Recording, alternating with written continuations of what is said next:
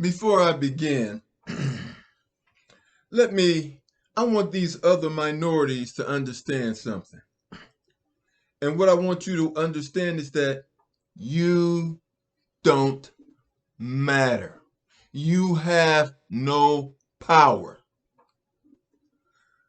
that that I am aware of, and that I should have to handle.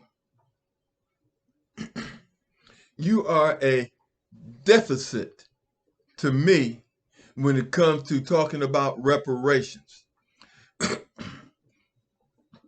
When you open your mouth about reparations, I have to look around you because you don't matter. You don't matter. You have no power. And the little bit of power you do have, you got it because of my people fighting for civil rights. If my people do not gain civil rights, you do not have civil rights. You were a throw-in. Understand that. Your position is that of a add-on. You are a add-on in my book. In other words, if they don't add you on, I don't care. But they put you where you are so to give me something to look around because they are afraid of going toe to toe with me. So they enlisted your help. But guess what? You are not even a help to them because I ignore you. Let me even go so far to say this. I have an opinion of Caucasians. I have no opinion of other minorities. Let me tell you what a Caucasian is like to me. It's like watching a Michael Jackson concert or a Prince concert, and they're playing my favorite record. And then a commercial comes on and interrupts it. And all commercials do is tell lies. And then I have to turn off the sound and wait for that commercial to go off so that I can enjoy the program again. Caucasians to me are like a commercial that I don't want to see. And all it does is tells you lies. You other minorities, you aren't even that. And I want you to understand this. While you are fighting to get a white privilege card and bleaching your face to imitate Caucasians, Caucasians are imitating my people and going to get suntans to look closer to my shade. So in essence, when you try to be like white people, at the end of the day, you are trying to be like me. Black people gives this country its swag, if you even know what swag is. Black people give this country its swag. White people want to be like black people. We didn't come up with the phrase, be like Mike. Then you got this little Mexican kid called Pitbull talking about he's the black Mike Tyson. No, he's not. Gervonta Davis is the black Mike Tyson.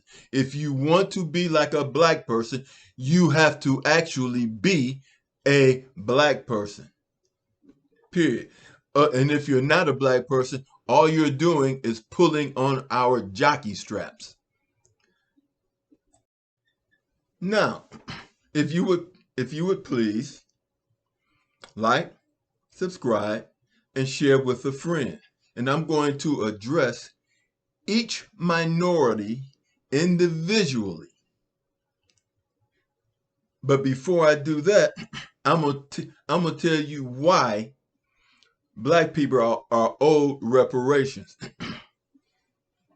See, understand this.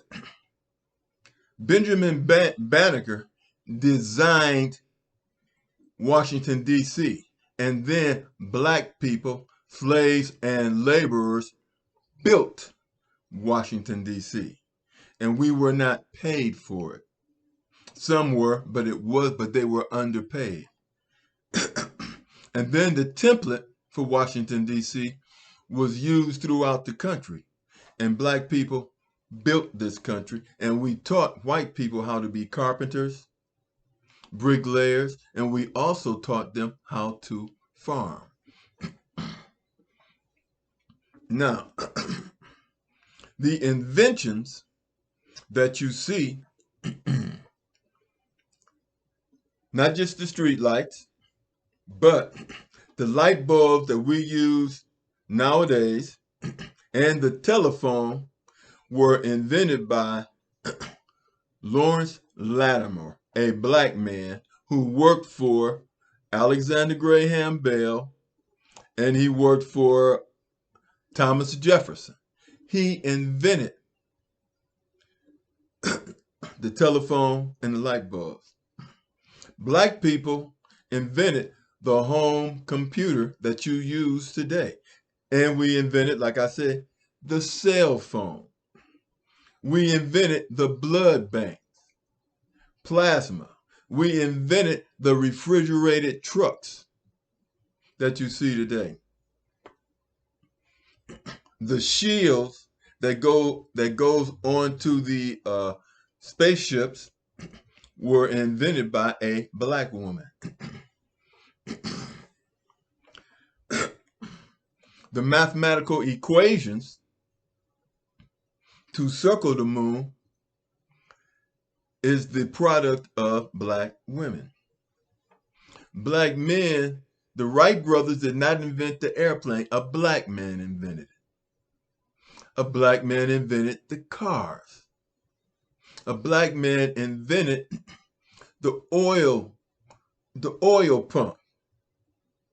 And his name was McCoy. So when people say I want the real McCoy, they were talking about the oil pump invented by a black man, not the knockoffs. Because McCoy didn't get a patent on his invention. So we weren't giving our just dues for the things that we invented because we weren't able to get patents.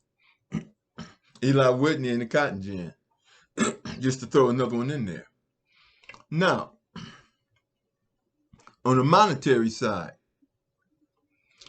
discounting the slave labor. Black Wall Street,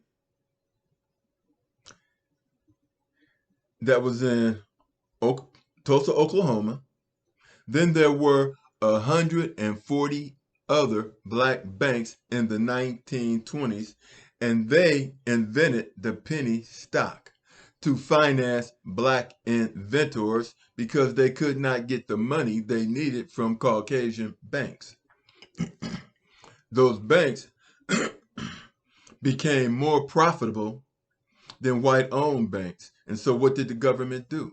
The government bombed those banks and those cities. So we are due reparations from this government for the bombing of black banks, cities, and towns and burying them underneath lakes.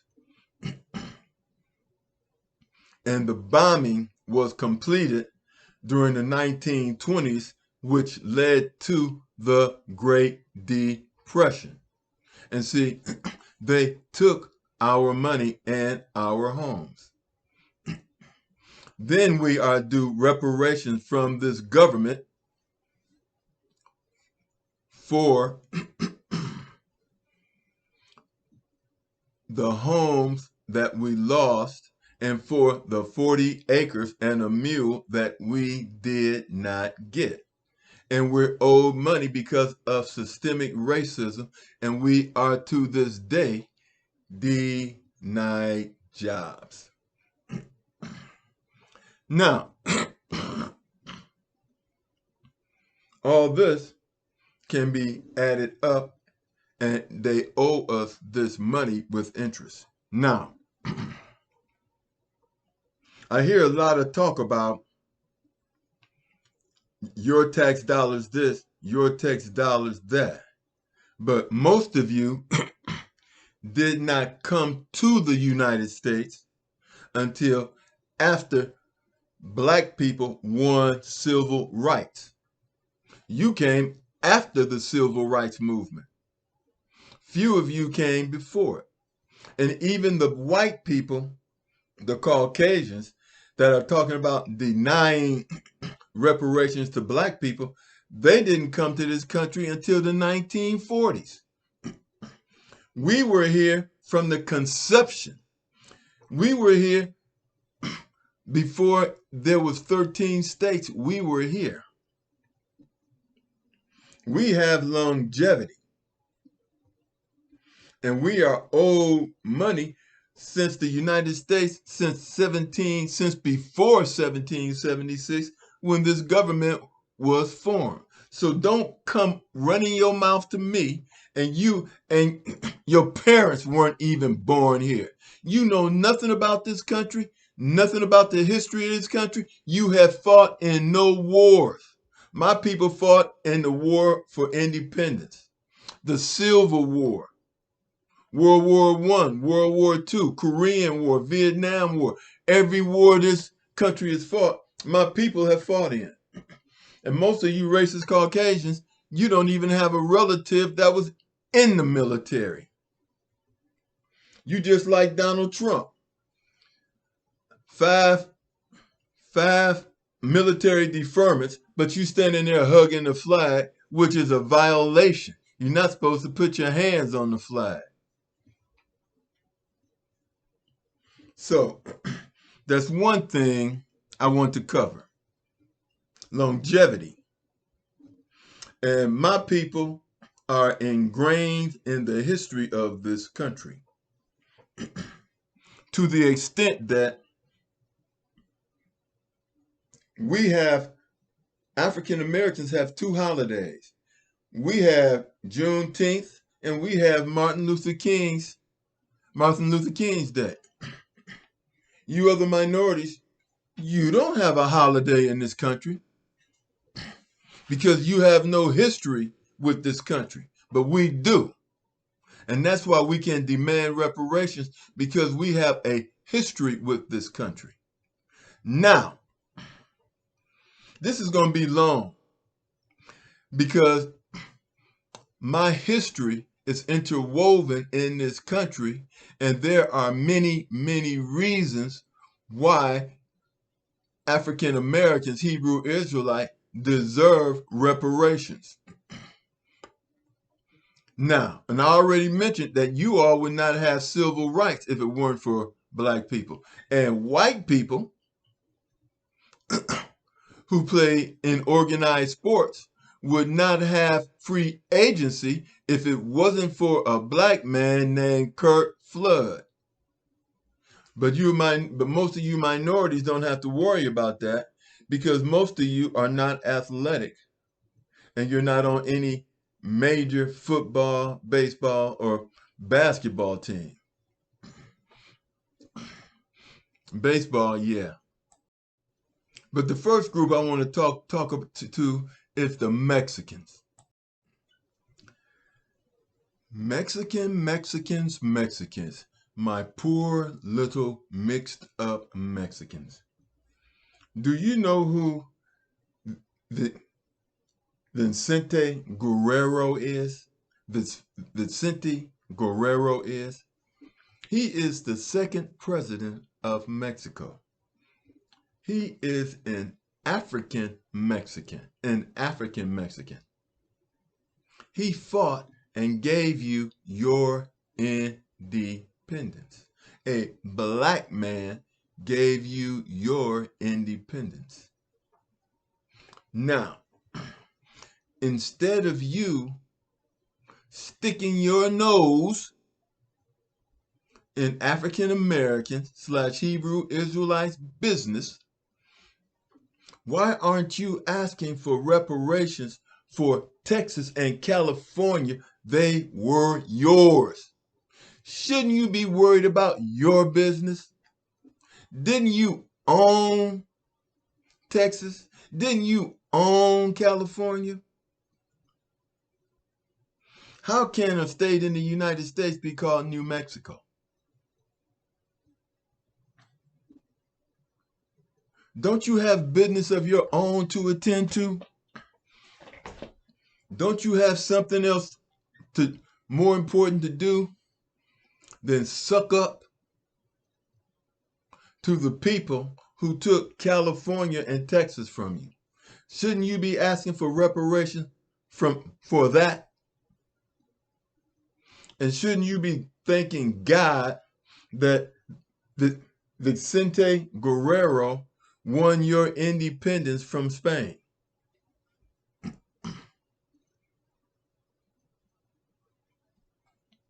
Think about it. Think about it. You're hating on black people like we took Mexico and Texas from you. Did we build a fence to keep you out of the United States? No.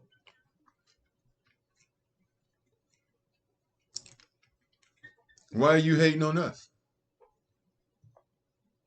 For fighting for what is due us. Why don't you fight for what's due you and mind your own damn business? Please. Now, Asian Americans, when you all were put in concentration camps, you received reparations for that. Did any black people say, don't pay them reparations? Did you hear any black person say that you all don't deserve reparations? Why? It's none of our business. It's none of our business, just like our business is none of your business. We were here, like I said, we were here before this country became a country, building it up. You were nowhere to be found, nowhere to be seen. You are hardly a part of the history of the United States of America. Understand this, black history is American history. And no minority in this country, including Caucasians, have done more for this country than African Americans / Hebrew Israelite. We have done more for this country than Caucasians. And all they've done is steal our ideas and patent them and stole our swag and our ethnicities. They're not Hebrew Israelites in the Bible. They never had yokes of iron around their necks. They were never enslaved and sent all over the world. I mean, it's ridiculous for them to even say that. But then again, going back to when I first started this video, Asians, you owe your civil rights to African Americans. And then you have the audacity to be racist? Are you out of your mind? We didn't put you in concentration camps. And then when you were paid for it, we didn't say anything or try to mess up your money. So stay out of our business. It don't concern you. Now, people from India. You all want to be white so bad that I heard a person from India say, not all white people are white. Are you out of your mind? Do you know who judges? The people who created white supremacy are the people who judge whether or not a person is white or black. And I think that was explained to Vivek or whatever his name was. You see, he has no clout, none whatsoever. And then when she put him in his place, he thanked her for being brave enough to do it. Didn't take any courage for her to do that. She's been doing that her whole life. He's lucky she didn't call him the N-word. She said she wouldn't vote for him because he was an Indian. And he thanked her for it. He thanked her for it. Let me tell you something. There will never be an Indian president of the United States. There will never be an Asian president of the United States. There will never be a Mexican president of the United States. And you know it. But we've had a black president, Obama. Even though he was a sellout, we got one. We got a vice president, a female vice president, a black woman, before a white woman got the position. And she's a sellout. But you know why you know why white folks had a black president and a black vice president? It's because of the respect they have for African Americans, Hebrew Israelites. It is a sign of respect. In other words, we are a minority that they have to deal with. You don't see politicians going to Mexican churches to get the Mexican vote, going to Indian, whatever you worship, going to your place of worship. But they go to black churches, literally begging for the black vote, and that's Biden and Trump. What other minority are they doing that for? They're only doing it for African Americans, Hebrew Israelites, because we count. You see, even when you go back to when Trump tried to overthrow the government, who prevented it? Trump from overthrowing the government and taking over the country. Who stopped the coup? Black people. There were dozens of black heroes. I didn't see any Mexican heroes. I didn't see any Asian heroes. I didn't see any heroes from India. So get out my face and get out my way. You don't count. The only time I pay attention to you is when the white folks gives you a store or a cleaners in my neighborhood. Other than that, I don't pay you any attention. But understand this. We're going to get our reparations. And the pressure is on to give us our reparations. That's why you are running your mouth trying to appease your white masters. But see, we're going to get our reparations. And then when we get our reparations, it's going to restore the United States economy through the businesses and things that we start and our connection to Africa. But see, your problem is if you don't shut up, we're not going to be spending any of that reparation money in your little stores and dry cleaners, and you are going to go out of business. You see, I think that you better understand where you get your strength from. Because see, all you're doing is riding on our backs. That's all you're doing is riding on our backs. All you other minorities are doing is riding on our backs. You didn't have any towns or cities bombed because you were a threat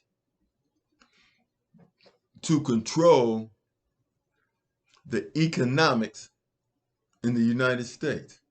None of you were that big a threat. See, we are a threat to white supremacy because understand this, the United States has never been a democracy. It's always been oligarchs have always ran this country. A little American history for you. When the Constitution was written, only white men who owned land could vote. Not all white men could vote, just rich white men could vote, the oligarchs. And now you have the Electoral College, appointed by who? Oligarchs. You see, the United States has never been a democracy. At no time in the history of this country has it been a democracy. And if white folks is goofy enough, they're going to vote for Trump, and he's going to try to be a dictator. But this is the last thing I want to say.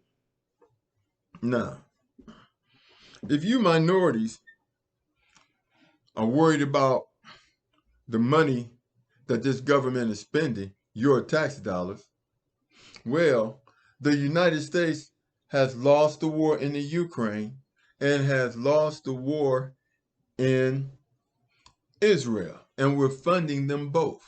And we have lost, and we just gave them some 80-something billion dollars. The deficit will be at 35 trillion at the end of the year.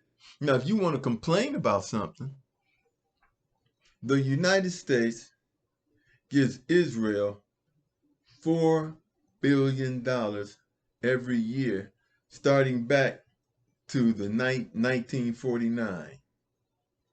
And Israel, before the October 7th event, had a $2.35 billion surplus, while the United States had a $33 billion deficit. And Israel gives their people free health care and free education, and the United States pays for it. Why aren't you complaining about that? There is no return on that money. Reparations to black people will feed and stimulate the economy. Giving money to Israel doesn't stimulate the economy. Giving money to all these foreign governments does not stimulate the economy. That is giving away your tax dollars. But see, once you pay the taxes, the money is not yours anyway, it's the government. And it would be more beneficial to have the government pay reparations, which will do one thing: jumpstart the economy. Jumpstart the economy. But see, you all picked the right one this time. And like I say, normally I don't pay you all no attention. And see, now you know why I don't pay you all any attention, because you don't know anything. Only everything out your mouth is what you hear and see on TV. You don't research nothing. All you do is suck up to your master. You want to be your master, and your master wants to be me. You bleach your skin, and your master gets suntans to imitate and look more like me. And see, you're imitating, and all you're doing by imitating Caucasians is imitating me, because they imitate me. Then they always have the white Michael Jordan. They have the white Mike Tyson. They have the white Usain Bolt. They have everything black people do. They try to have a white a white person identify as that. Then at the end of the day, you find out that this white person was on steroids or something. Just the way it is. But I went longer than I planned to, but I think all this information is noteworthy. There may be a few mistakes in here because I'm speaking extemporaneously and I really haven't taken any notes. So I probably left some stuff out, but when you talk about why reparations is due black people in America, I mean, you can put that in a book. Now, like, subscribe, share with your friend, and the next time you hear some some historically illiterate minority talking about why black people shouldn't get reparations and it's their money, ignore them. They don't count. Their opinions don't even count. Look, Caucasian Americans worry more about the opinions of African Americans, Hebrew Israelites, than they do of Mexicans, Indians, Asians, whoever. They care more about our opinions because we give this country its swag. They follow everything we do. Everything we do, they copy. And for good reason. We are God's chosen people. Like, subscribe, share with a friend. Talk to you later.